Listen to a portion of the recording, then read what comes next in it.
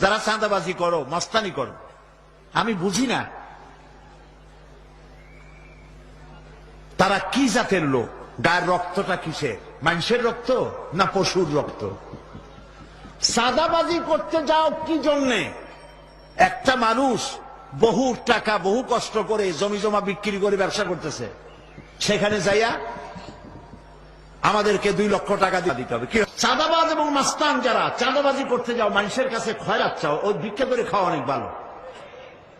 মসজিদের সামনে একখান থাল নিয়ে বসে থাকো, যা আল্লাহর রাস্তায় খয়রাত দাও। দোকানদারের কাছ থেকে চাঁদাবাজি করা, বিল্ডিং কেউ নতুন বানাইতে পারে না, অমনি হাজির।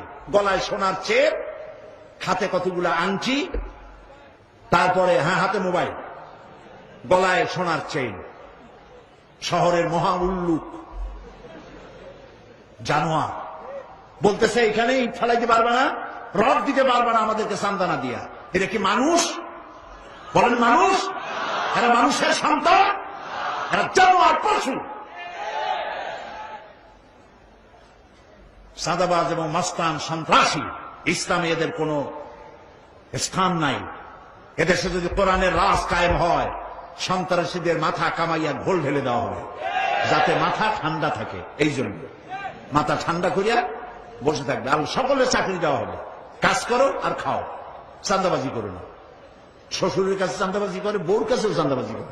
এত বড় লক্ষ্মী ছাড়া বউরে যায় বলে আমার হিরোইন খাওয়ার পয়সা দিবি।